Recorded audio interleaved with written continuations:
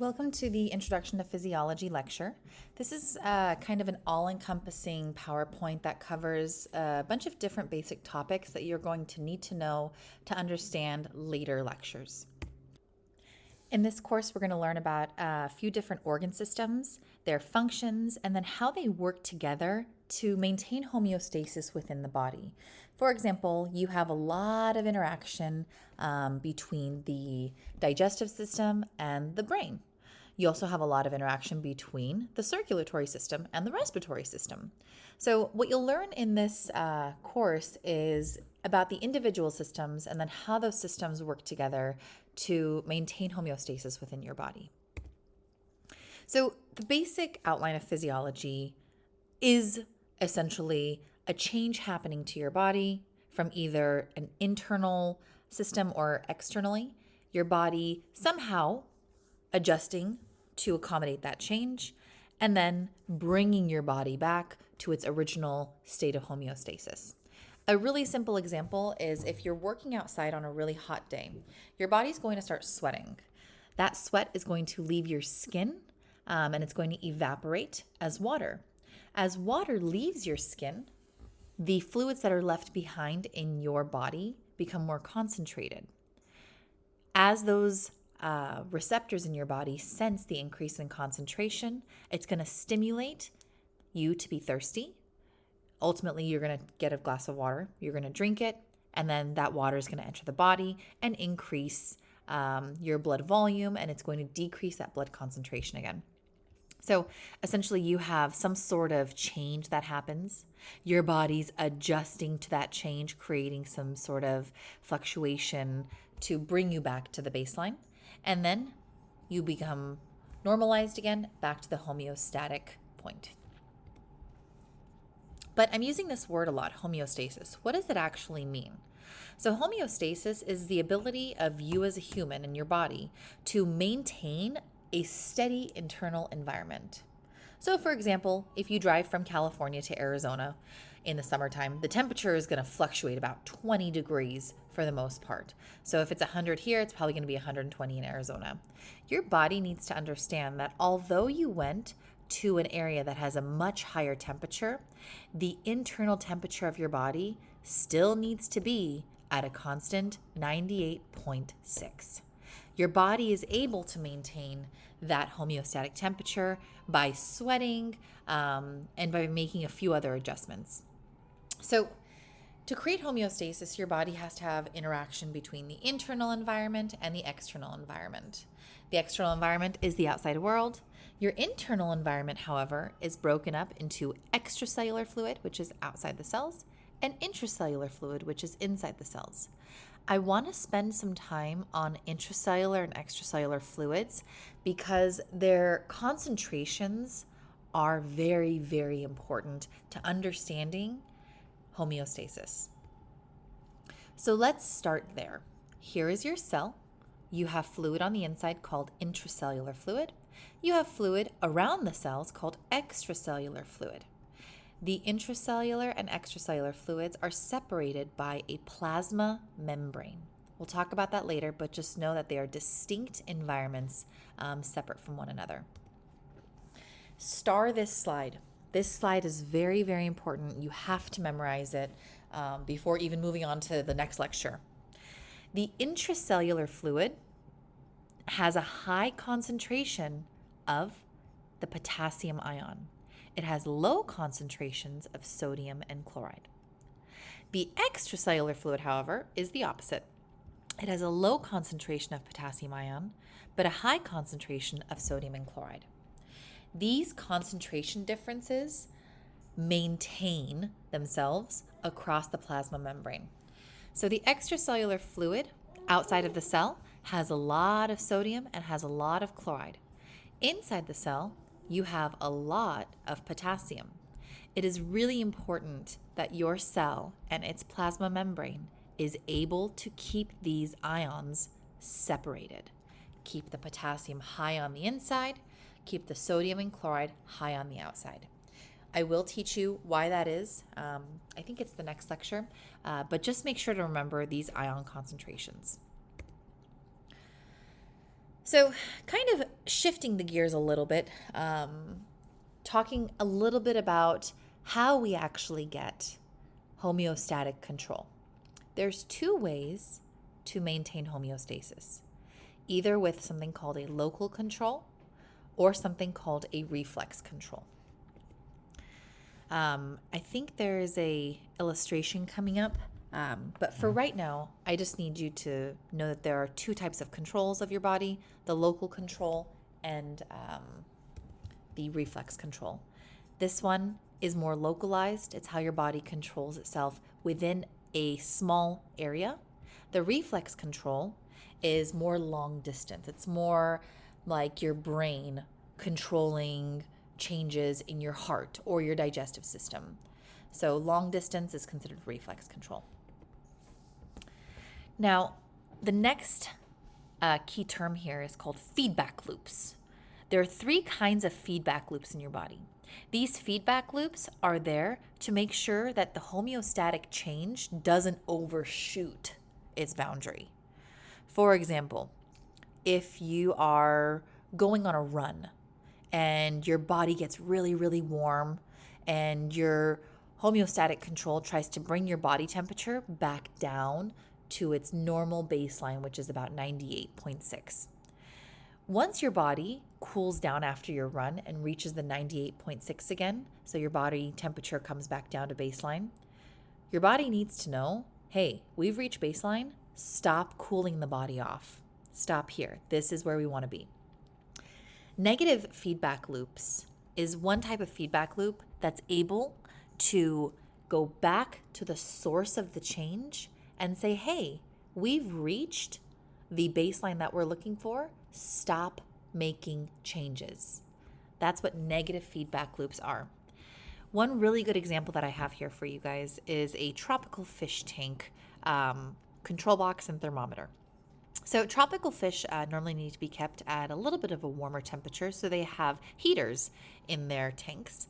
And what you're going to see here is a typical homeostatic control mechanism. And let me get my laser pointer.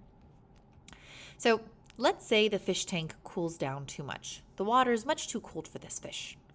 That itself is the stimulus. That cooler water temperature is going to be sensed by the thermometer, and that thermometer is going to say, hey, this water temperature is a bit too cold. So that's the stimulus. That stimulus will send the signal through the sensor, through the input signal to the control box, which is our integrating center. For us humans, our integrating center is our brain. So when we sense a change in temperature, that's going to go through our nervous system to our brain. And it's going to say, hey, brain, this person's body temperature is either much too cold or much too hot. For this example, the example is that the water temperature was too cold. So you sense the water temperature is too cold.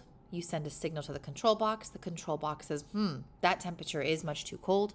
Let's turn on the heater. That's going to be your output signal, and your target is to turn on your heater. That heater will create some sort of response, and that response is going to be increasing the temperature of the water. Now, do you want this heater to stay on forever and ever and ever? Well, no, because then this temperature would get too high and the fish would probably die. So as the water temperature increases, it's going to reach the point at which that fish is going to be most comfortable, and that's going to be sensed by the thermometer. Once the fish tank rises up to a baseline temperature, the thermometer will sense it. It'll send the signal back, and the control box will say, all right, we've reached the temperature, we can turn off now. The idea that your output is going to feed back and stop the system from progressing any further, that is called a negative feedback loop. So the output signal is what is going to go back and stop this cycle from progressing any further. That is a negative feedback loop. Similarly, human bodies do the same thing. When your body temperature gets too low, your body shivers to warm it up again. Then once you reach a warm point, Your body says, okay, we can stop shivering. We are warm now. And it bounces back and forth ever so slightly. But it always bounces back and forth around a baseline temperature. So negative feedback is when you get too cold. Oh, too cold. Okay, warm it up again, warm it up again. Oh, too hot. Okay, cool it down again, cool it down again. And you're constantly bouncing back and forth around a baseline. So again, this is a negative feedback loop, stopping the system from progressing further. Now, a positive feedback loop, a great example of this is a child delivery. So when baby is ready to come, the baby's head pushes on the cervix.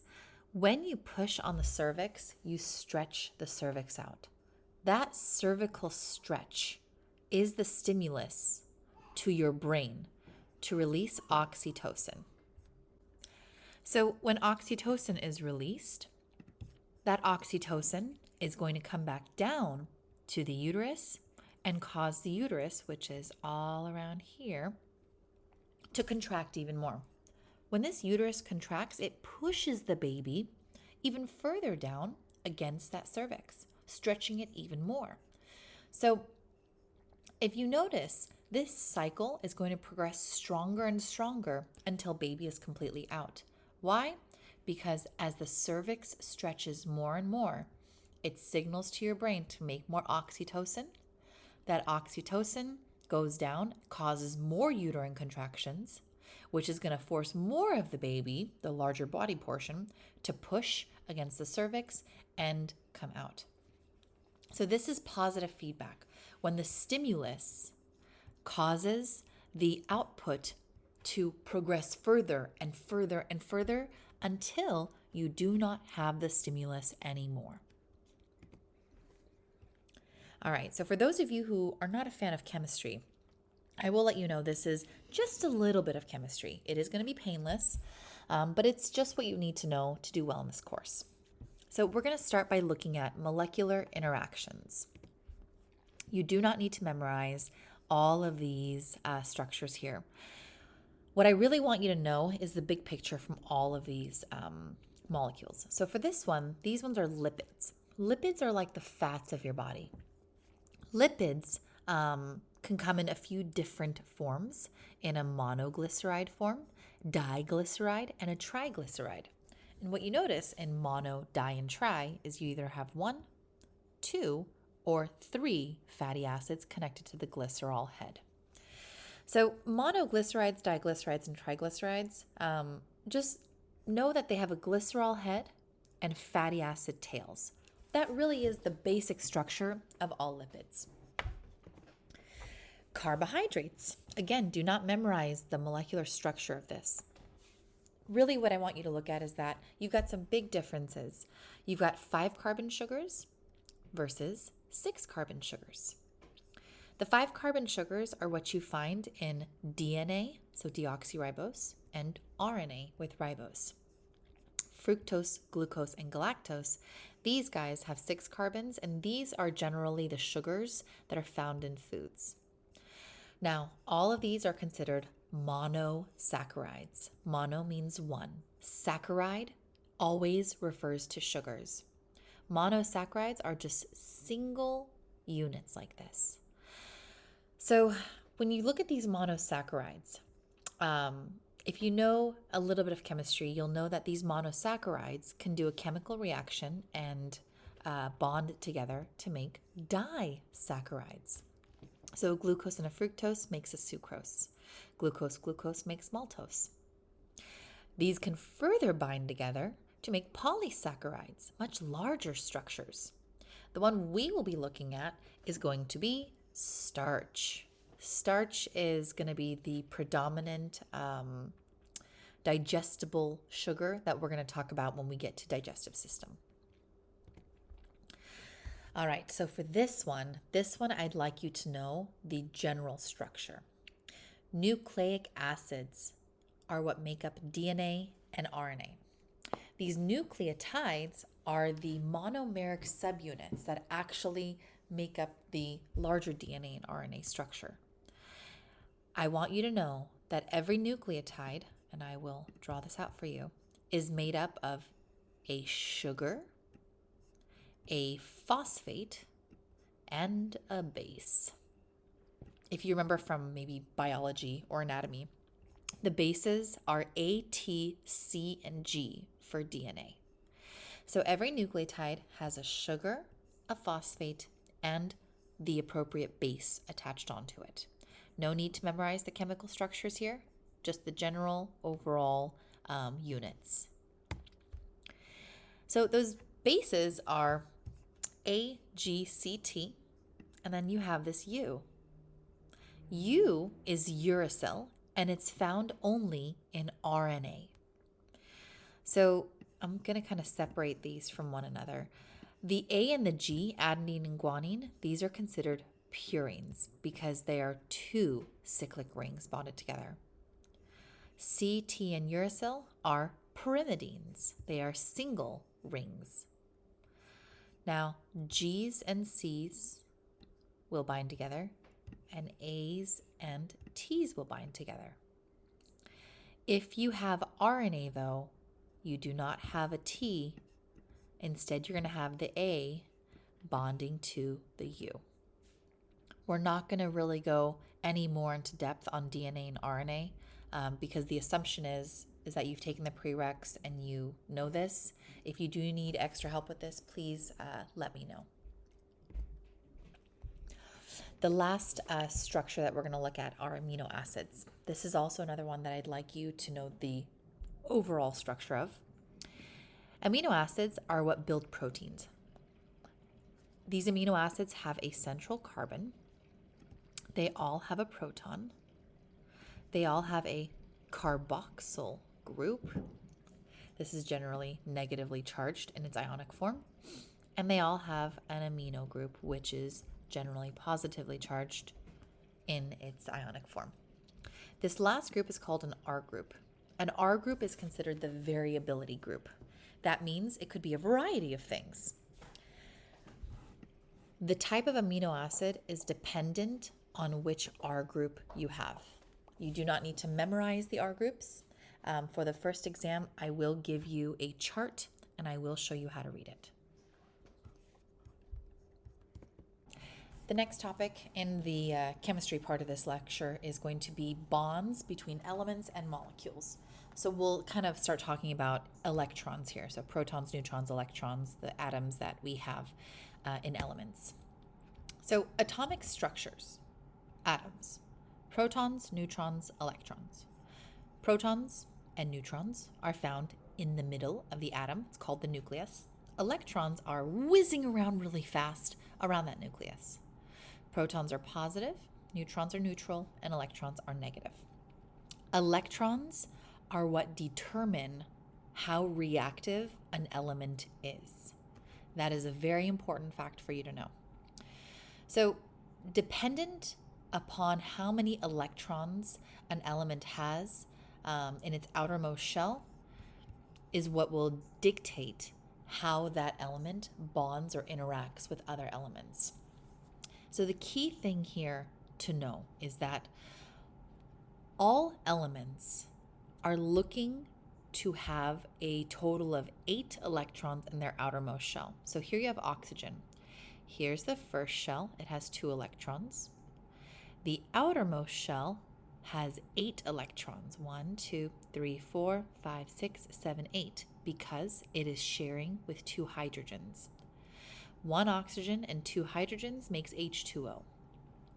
This is a very, very stable molecule because oxygen is happy with its 8 electrons in its outermost shell, and hydrogen is happy with 2 electrons in its shell as well. The first shell must always have a maximum of 2 electrons, not 8, only 2. And that is always true for the first shell around an element. So with these electrons, protons, and neutrons, sometimes the number of them can change. For example, let's look at a typical basic hydrogen atom. A hydrogen atom has 1 proton and 1 electron.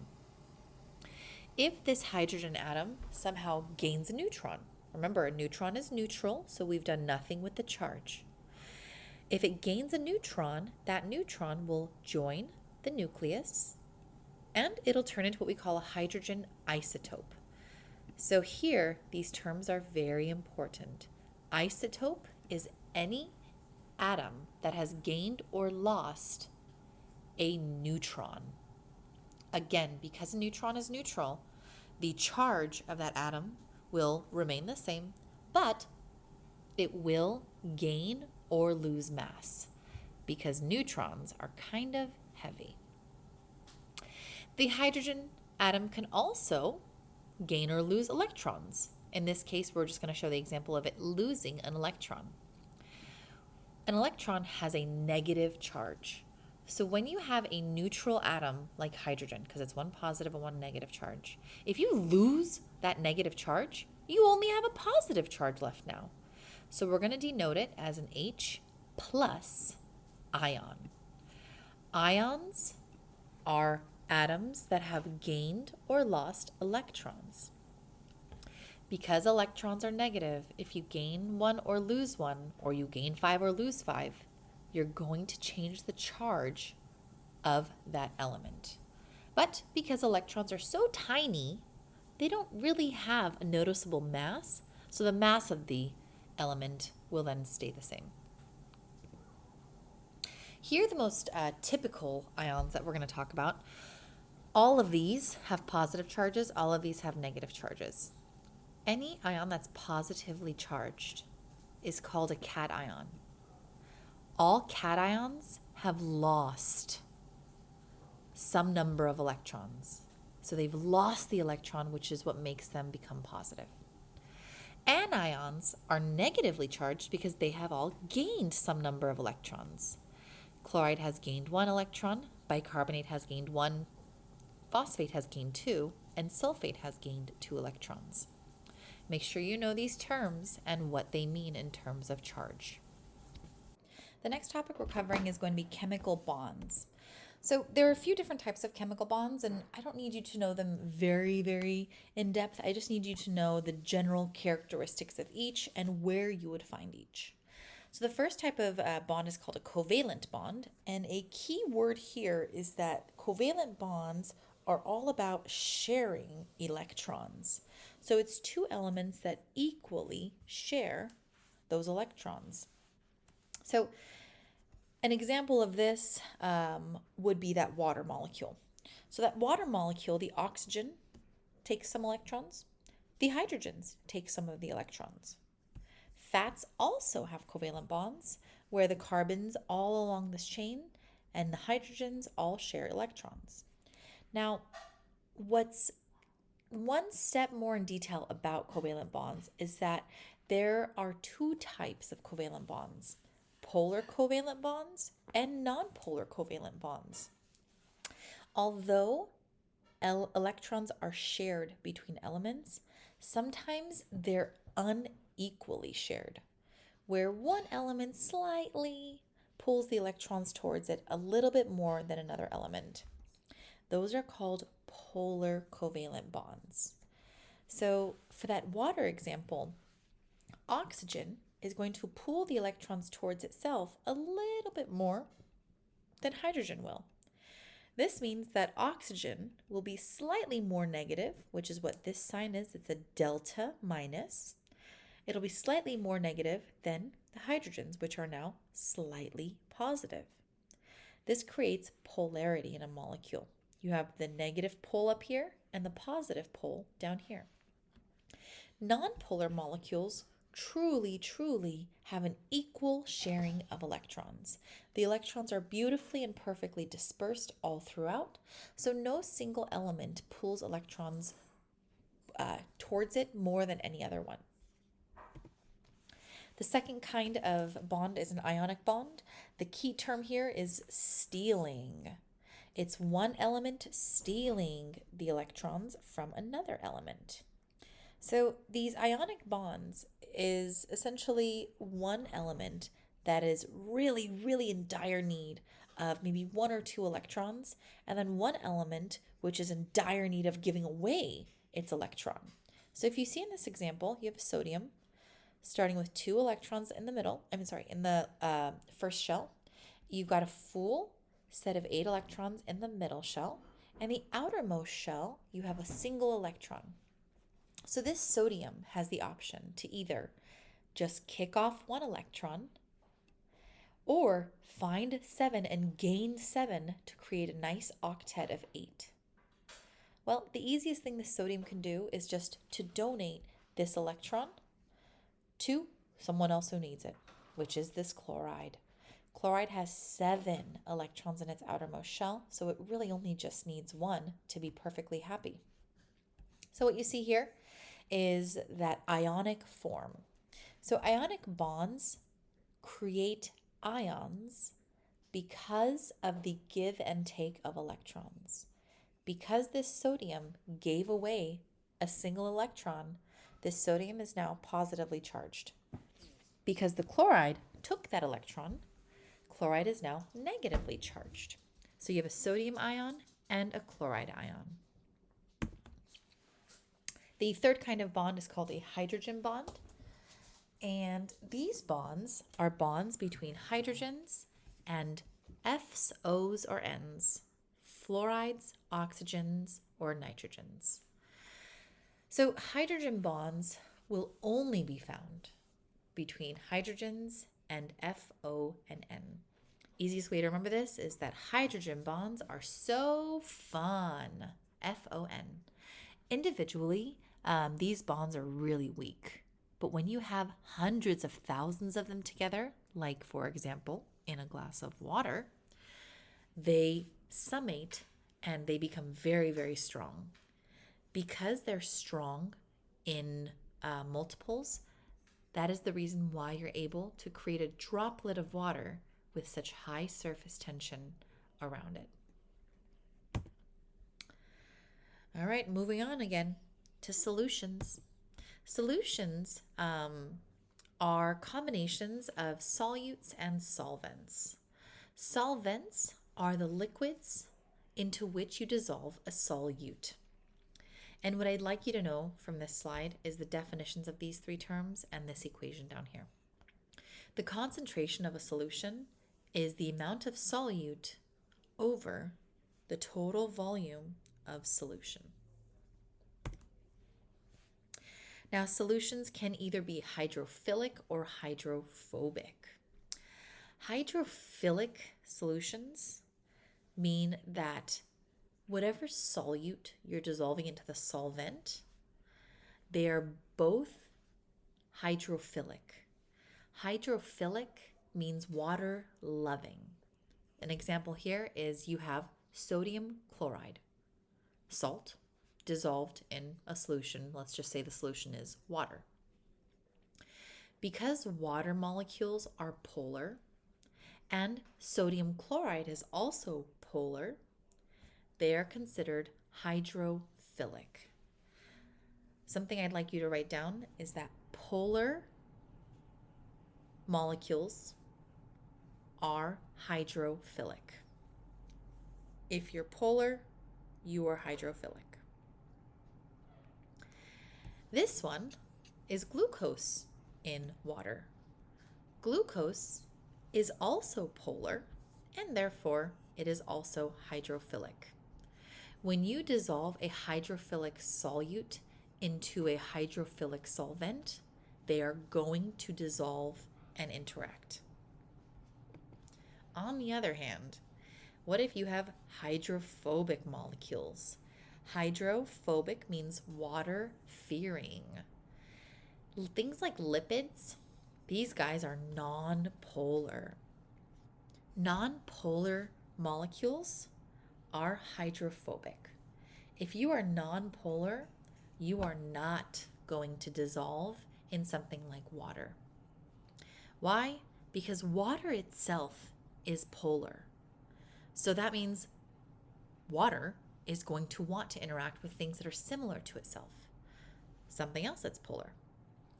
Hydrophobic solutes are non-polar, so they are not going to want to interact with water.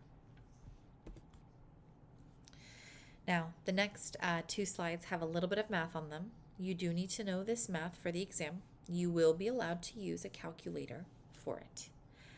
The calculator cannot be on your phone. It must be a regular scientific calculator.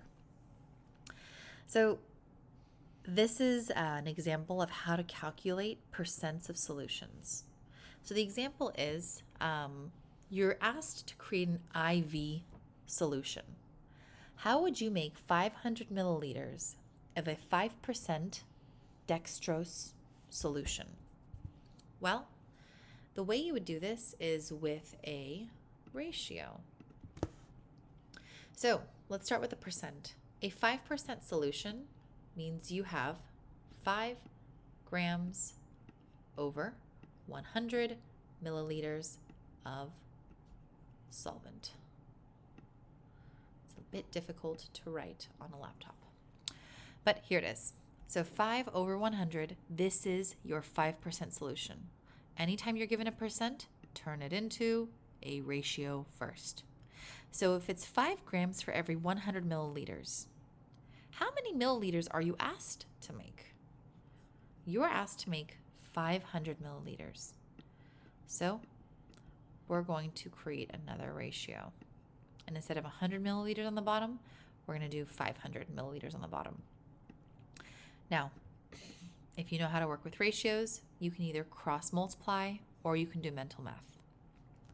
If there is 5 grams of sugar in 100 milliliters of solvent, how many grams of sugar would there be in 500 milliliters of solvent?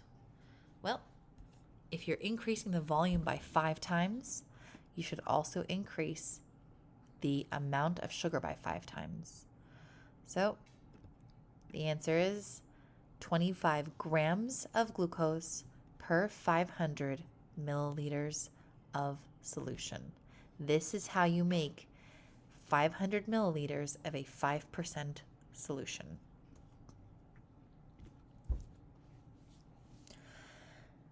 Now, solutions can also have the characteristic of being acids or bases.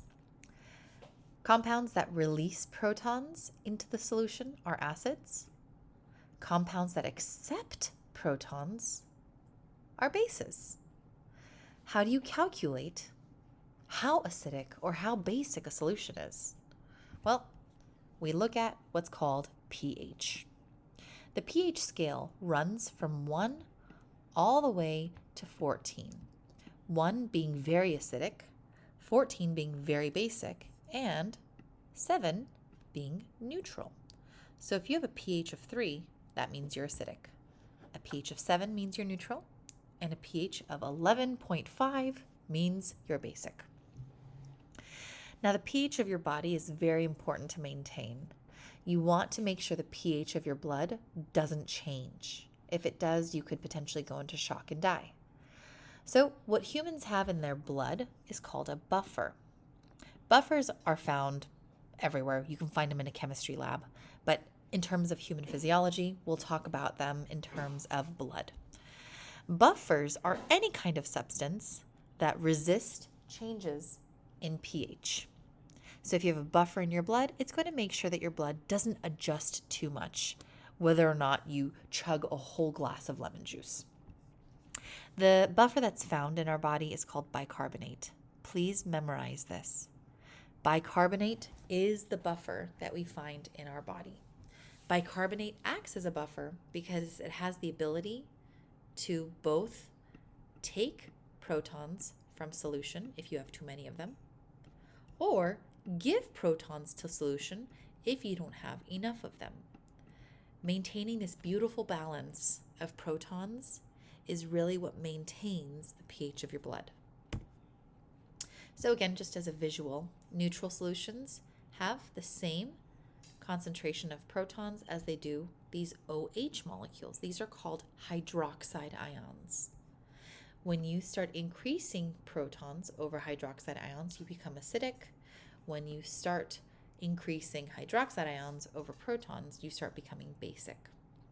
So in addition to looking at just purely the protons, we look at hydroxides too. If you have a lot of hydroxides, much more than protons, you're going to be considered a basic solution. Now here's the second math problem that you're going to need to know how to do. This one's a little bit easier. Basically, you're just plugging and chugging into a calculator. This equation, memorize it.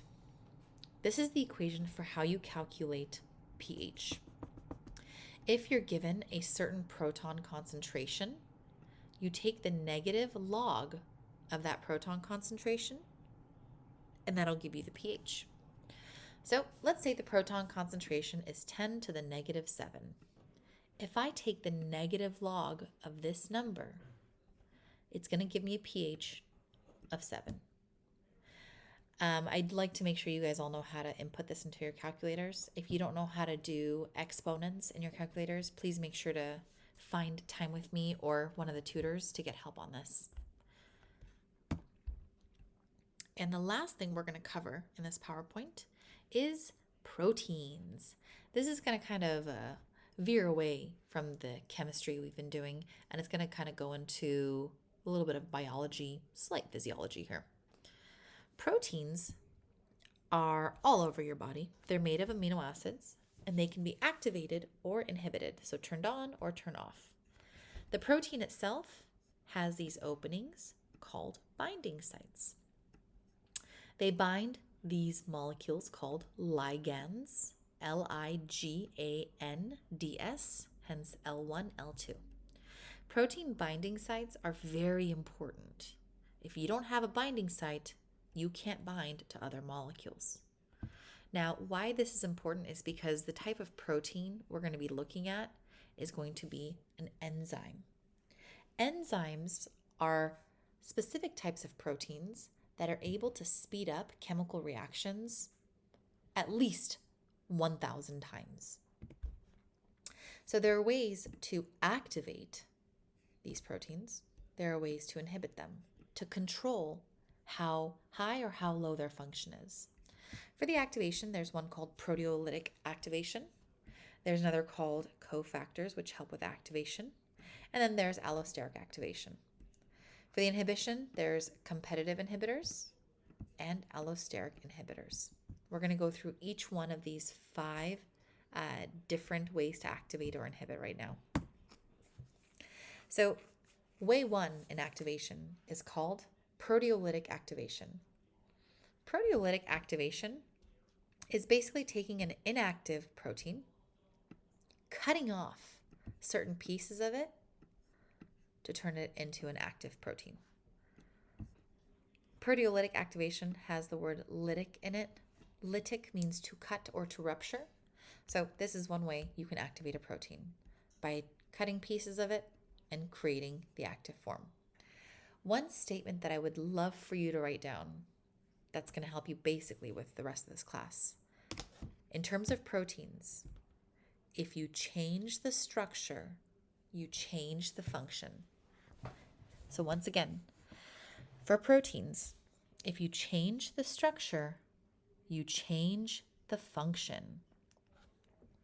So if you see here, we took an inactive protein, we cut a piece of it off, we changed the structure, and now we've changed the function into an active form. Another way to activate proteins is called an allosteric activator. Allosteric activators are little allosteric molecules that bind onto the backside of a protein. When this activator binds onto this inactive protein, it causes this inactive protein to change its structure, exposing these binding sites which were not originally exposed. Now that these binding sites are exposed, this specific ligand can come bind into these 2 regions. The last way to activate is with a cofactor. Cofactor, another word for this, is a vitamin. People want to know why vitamins are so good for you. A lot of vitamins act as cofactors to help your proteins and enzymes work more efficiently. So here you have an inactive protein. The cofactor will come and bind to this groove, and the cofactor itself contains the binding sites for the ligands. These ligands can bind into this region, and the chemical reaction can take place. Now we're going to kind of shift over to inactivation. The first way of inactivating is called competitive inhibitor. Competitive inhibitors are molecules that have the perfect shape to fit into the open binding site of an active protein. When this inhibitor binds into this active site, you have now blocked the first ligand from binding in. Even if this second ligand binds in, there's no first ligand there for any kind of chemical reaction to happen. And why? Well, because your inhibitor came, bound into the binding site, and inhibited this guy from binding. An allosteric inhibitor is kind of like an allosteric activator. They bind to the back end of an active protein, and because the inhibitor bound to the active protein, it changes the shape of this protein and it closes these binding sites. And you see here that you no longer have binding sites for the ligand to bind to. If the ligand can't bind, you're not going to have any sort of interaction. No chemical reaction is going to take place. Other ways to affect the function of proteins and enzymes is to simply change their environments. Proteins and enzymes love to be in specified environments. Some proteins and enzymes love to be in hot temperatures. Some proteins and enzymes love to be in acidic pHs. For our body as humans, our proteins like to be at our normal body temperature, about 36 degrees Celsius or 98.7 degrees Fahrenheit. If you see here on this graph, the rate of protein activity is at the highest at our normal body temperature. But if our core body temperature starts dropping, so does our protein and enzyme activity. If our body temperature starts rising up, that's our core body temperature, the protein and enzyme function is also going to drop down. Why is this? Well, changes in temperature or changes in pH cause these sulfur bonds, which we call disulfide bonds, to break. When they break, this protein unravels. And again, what is the statement I had you write down? Change structure, change function. So as the protein changes structure, it's also going to change its function, and it will be now called a denatured protein. It is now considered broken. The last thing here is the rate of reactions. So we said that enzymes can speed up reactions about 1,000 times or so. It's not unlimited. Enzymes can become saturated. You can use all of the enzymes, and you can use up all of your ligands. So the rate of the reaction can reach what we call a maximum rate of saturation. That's when all of your enzymes are bound to all of your ligands, and you cannot speed up the rate of the reaction anymore. You have reached what's called saturation. You've now gone through the Introduction to Physiology PowerPoint. If you have any questions, please don't hesitate to contact me.